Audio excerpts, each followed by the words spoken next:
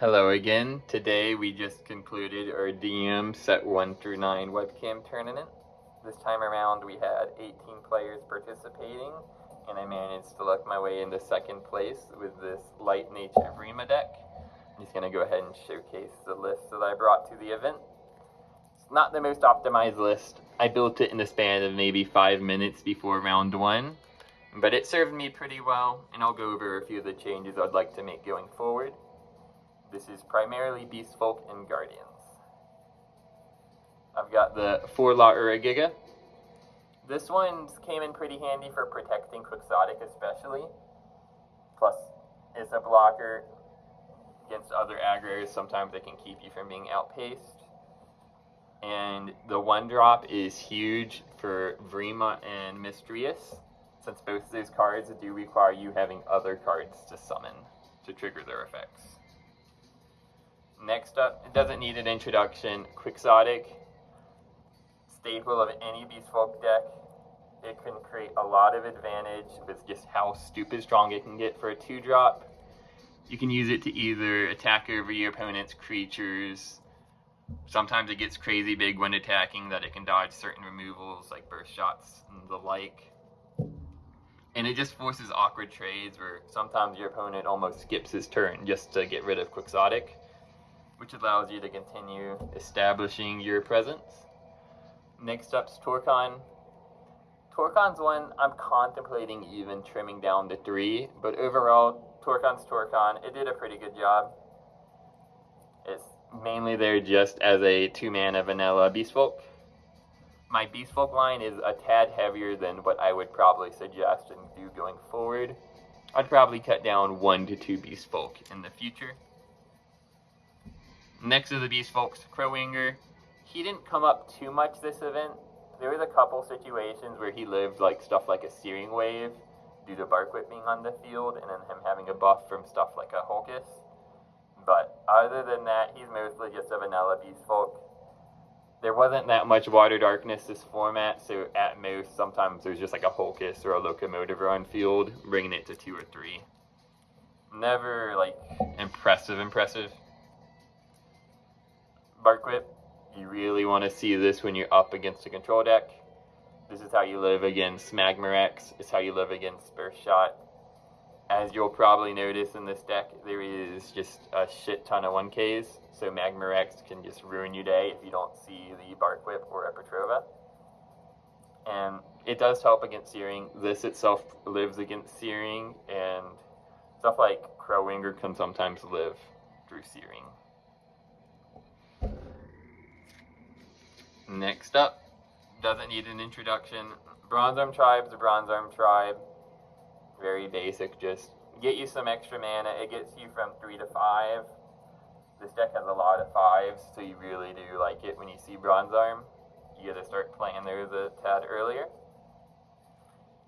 Next is the Larvigear. Building the deck, I was going back and forth between 1 and 2, but I do feel like 2 is the correct play.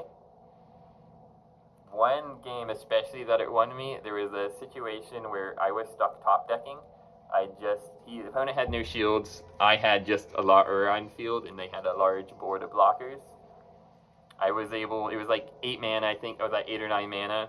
I top decked Rumbling Terrorhorn to search Larvigear to put over the La'ura for game. Without Larvigears, I would not have won that match for sure. Next up, Trigger. Use this both offensively and defensively. It pairs very well with Quixotic, where you can summon Colon, Quixotic comes 4, tap something down, and just keep control over the board. You're gathering a lot of just +1 advantages here and there. Plus sometimes it can make your opponent hesitant to attack due to it giving a body. Magris, this is where I want to make more cuts to bump Magris up. I have 1 sole copy of Magris because everything else is just so tight because I wanted to play around with Vrima and a few other things and going heavier on the Beast Folks. In the future, I would probably cut a Vrima, as you'll see here in a bit, and 1 or 2 of the Beast Folk. Probably something like remove a Torkon, maybe remove a Crowwinger, some arrangement. just to get this to at least 2 or 3 at a minimum. It's either get this to 3 or I get this to 2 and get another Terror Horn. Next up, Mysterious. This is kind of how I got away with not having many draw cards. When this resolves, you just get an insane hand every single turn, assuming it sticks. For the most of this format, I was not up against like removal controls. A lot of the decks had bounce removal, where it was stuff like Unicorn Fish, Coral, Surfers, where even worst case scenario, if this doesn't stick for a turn, I get it back in something else, so it wasn't the end of the world. When it goes off, you love it. Oftentimes, if you're going first playing on curve, your opponent doesn't have their removal yet if they don't have fire or darkness. So that one turn is enough if you summon 3/2 drops and then draw 3 cards. Next is the one of Terror Horn that won me 2 games. It won me 1 searching Larva Gear, and then there was another game where I was able to search Ura to live another turn, which then let me go on to win that following turn. Next up, Vrima. Vrima also won me a few games. However, I'm still uncertain on Vrima. If anything going forward, I think I'll go down to 1. When it goes off, it's insanely good. It doesn't take much to even go off. You can say, let's say you had like Quixotic Torcon, and then you play your turn. You play Vrima plus a Ura Giga, and now these are both double breakers, and you can start just decimating their shields way earlier than they would expect. But it's very reliant. Once you're in a top decking state, Vrima gets a lot less good, and it's prone to Coral. I had a game where I was in a Coral for like 3 turns in a row where everything would just hit the field and then bounce back. Felt very bad in that matchup, doing no effect every turn. Next up, Petrova. This is another way you protect your Beast Folks. You love it when you see Petrova, because you now know they're not going to Searing Wave you, they're not going to Burst Shot you, they're not going to Magma Rex you, and it makes it harder for them to APOC you since everything's +4.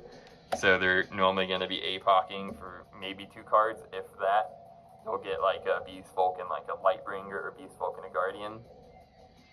Sometimes you can call Guardian. I called it 2 or 3 times this event, where it either made the Mysteriousses big to survive board wipes, or large blockers to make a wall.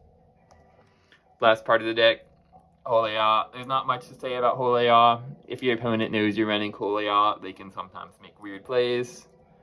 It also can come up to clear through blocker walls or board control. If you have a decently big board, you can Holeya. All your stuff's oftentimes buffed by stuff like Bark Whip, Petrova, so you can clear out and then go for game that following turn in a more safe manner. Don't know what much else to say. The cuts, I'll just start with what I would probably have done is something like this if I were to run this deck again. It's not much of a change, but it should help with the top decking situations. You'll have a few more cards that aren't dead top decking, and just more draw options that aren't relying on Mysterious. Magris can help with curve too if you wanted to play stuff that didn't empty your hand. Rather than playing 2 2s on 4, you could play a 4-drop. Terror Horn, very huge. I love Terror Horn. I love searching Larva Gear. I love this toolboxing, searching either like a Bark Whip if I need a speed attacker. I think there was even a game where I just Terror Horned for Mysterious just to have something to play that next turn. But overall, the deck did well. Thanks for watching.